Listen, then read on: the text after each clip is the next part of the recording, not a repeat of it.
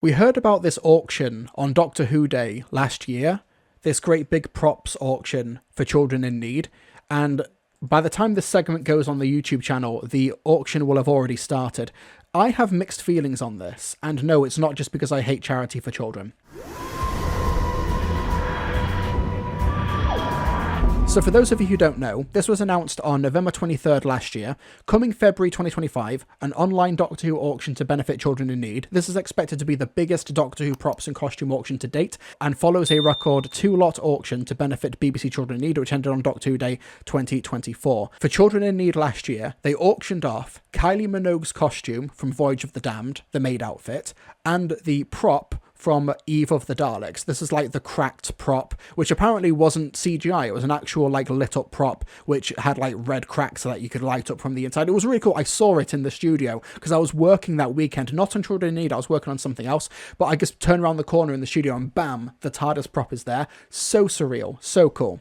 However, we're getting more information for future auctions now for children in need from Prop Store. Now, Prop Store is a big movie collection website which sells authentic screen-used props from Stranger Things, from Blade Runner, etc., etc. Legit organisation.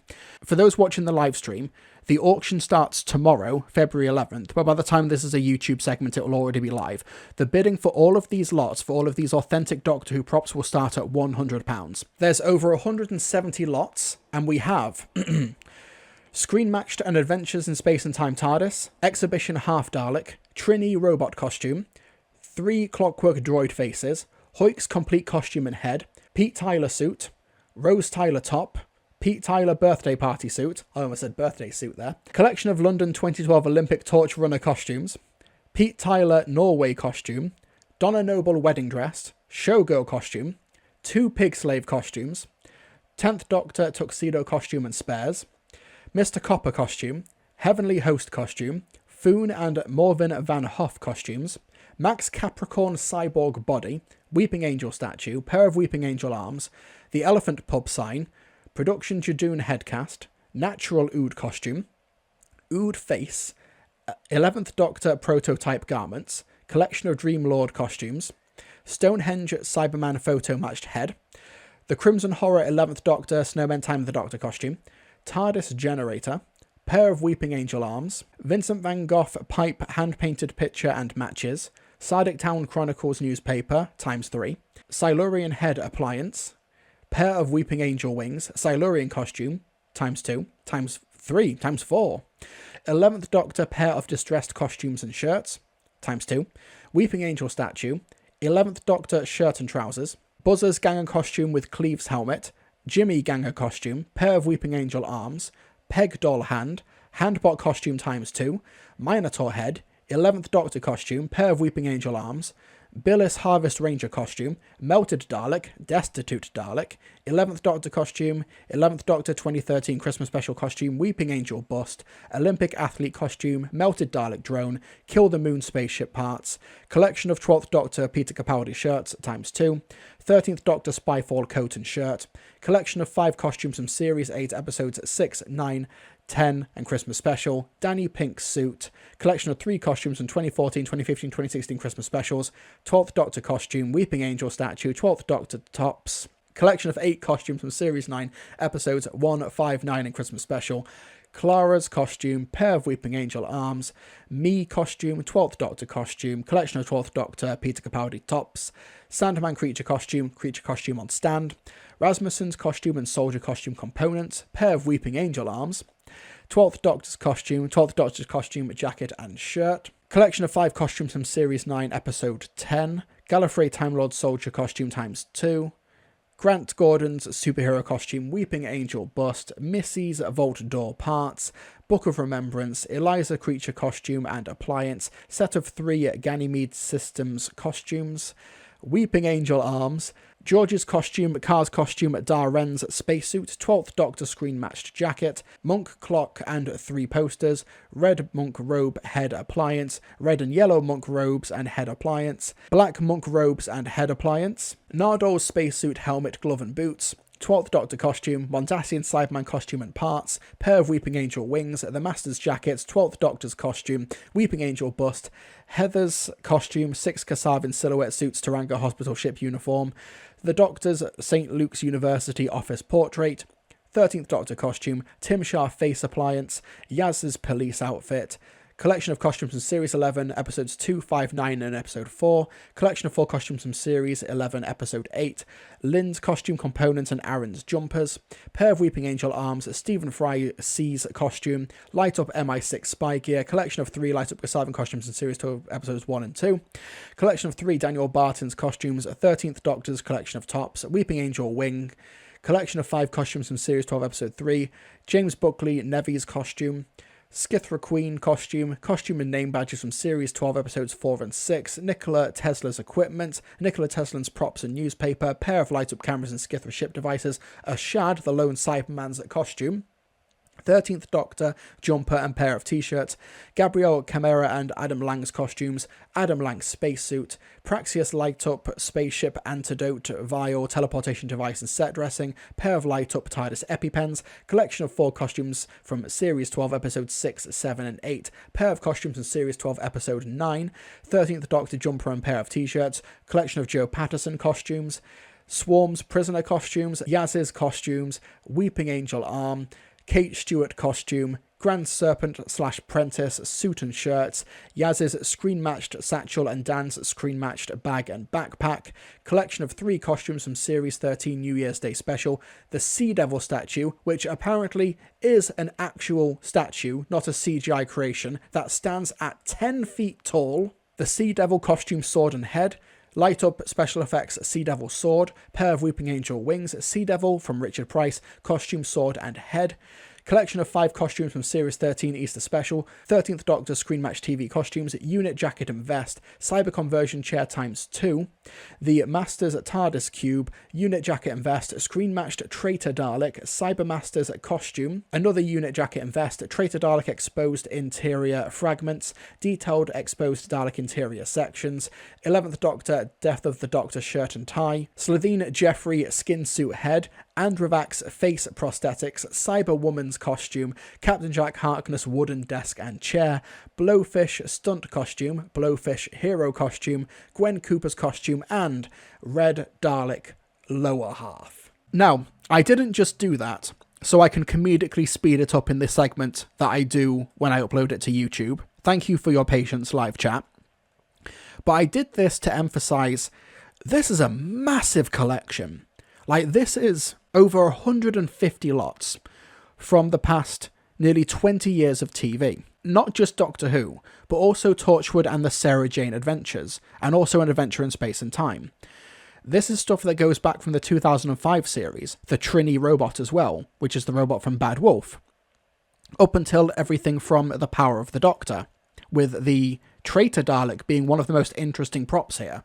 This is the screen-used prop of the cracked, broken Dalek without the sink plunger at the end from Power of the Doctor that goes to warn the Doctor about the Dalek plan. It's a really cool prop.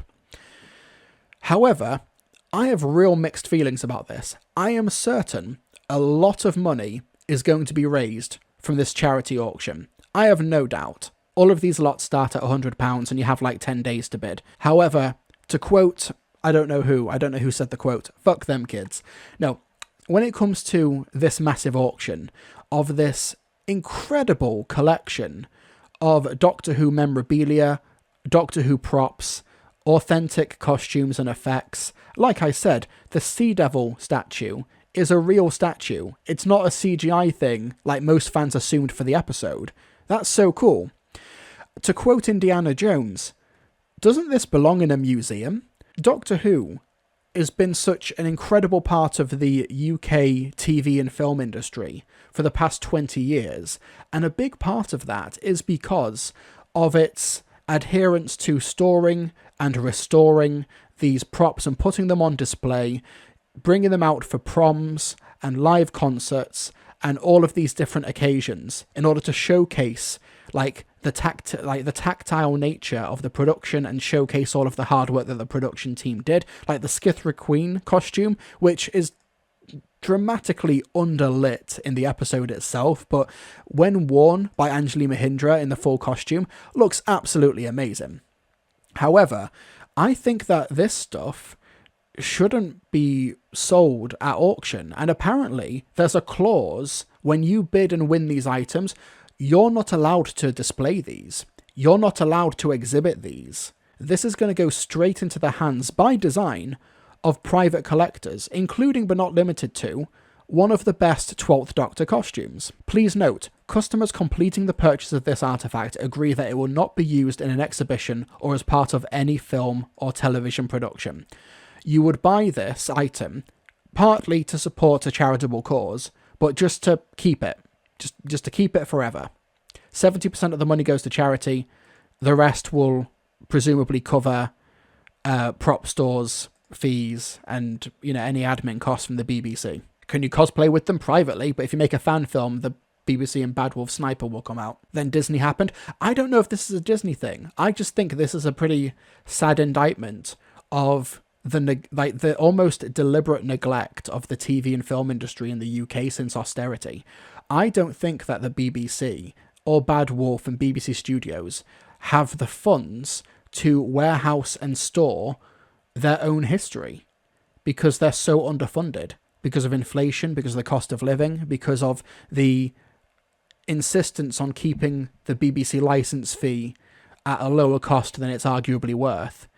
And it means that my theory is that rather than store it, they're just going to sell it to charity. And it's good that it's done for a charitable cause, but then you can't display them or exhibit these items. These things should be as part of a Doctor Who exhibition. This should be part of that science exposition that they did, showcasing all of the creatures and the costumes. This should be touring. This should be getting the next generation of youths into the TV and film industry. One of my big defining memories as a wee lad was going to the Doctor Who exhibition in Cardiff in 2007. It's where I bought this Dalek Sec, this die-cast model. I bought this at the Doctor Who exhibition in Cardiff in 2007. It was so amazing to go to the Doctor Who experience, to go and see these costumes on display, these things that I saw on the TV show and now can not touch, but can see and photograph and understand, and admire the hard work from the production team. And we're going to lose over 150 items of that now because presumably the BBC doesn't have the infrastructure or the funds to store it anymore. And then these items are going to go presumably to loving and caring homes, but will never be seen again. Literally, it's a clause in the items that you cannot exhibit them. So these items, this Doctor Who history, is just going to get locked in a cupboard somewhere. And I think that's quite sad. Because there are so many items here, I'm sure some stuff is still going to be left, some stuff is still going to be in storage, but not that much. I don't know. I think it's quite sad. If these items were being sold off with the potential for them to be put on display again, to be donated to the BBC as and when they want them for proms or for exhibitions and such, that would be one thing. For example, in The Magician's Apprentice and The Witch's Familiar, the Special Weapons Dalek prop was not written into the story. It was included there because there was a fan who created one for an exhibition who basically thrust it upon the production team, saying, I won't even charge you for it. You can have it for free. I will drop it off at your door as well because I want this to be in the story. I want this to be displayed. You wouldn't be able to legally do that if you buy an item from this auction. As cool as owning the Book of Remembrance would be, if I bought this Book of Remembrance, from Series 10 of Doctor Who, would I get sued if I displayed it in the back? Because that would be exhibiting it technically.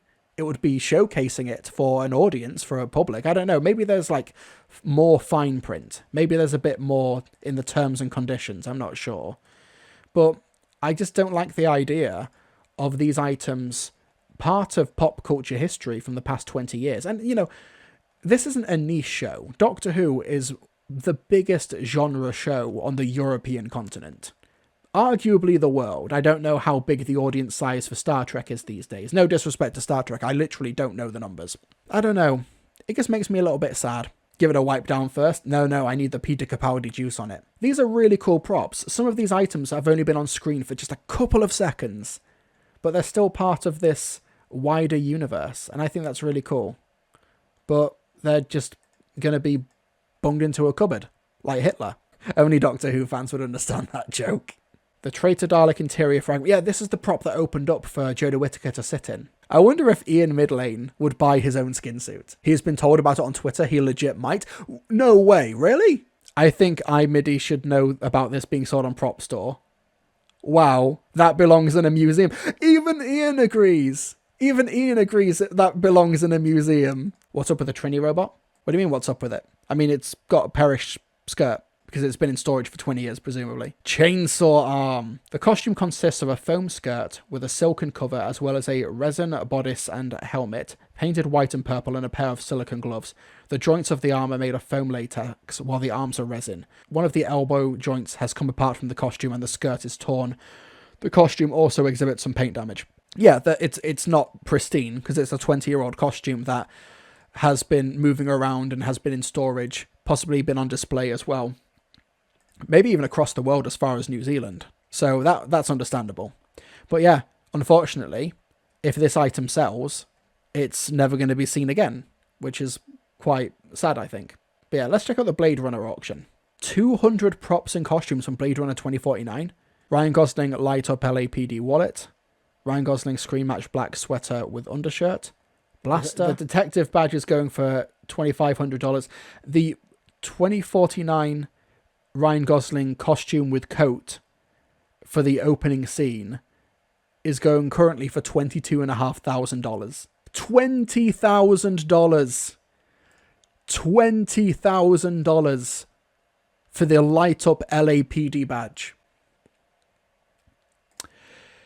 Patreon.com/Trilby. Sorry.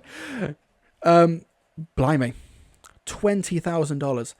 But basically, just to sum it up, it's cool that these items are being sold for charity, but the fact that they are being sold and you're not allowed to exhibit them, and just the vast amount of lots that there are, we're approaching 175 lots. It just kind of shows that the UK over the past since austerity, basically nearly 20 years, has just laid waste to its own culture, and has so little regard for its own preservation.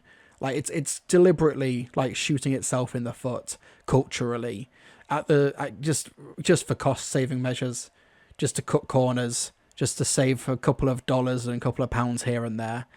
It's basically, as cool as the charitable cause is for children in need, obviously, and money is being raised for needy causes across the world, I just think that this is a distillation of the UK's nearly 2 decades long neglect to its own institutions, that the BBC Studios won't store, won't exhibit, won't even allow these items to be exhibited if they're sold. Future viewers, future fans, future generations will not have the experiences that I did at the Doctor Who exhibition, will not have the same experiences that myself and others have had at Doctor Who proms or conventions and concerts, where these props are put on full display for the entertainment of everybody and to showcase the incredible work, the months and years of work, blood, sweat and tears done by the production team over the past 20 years.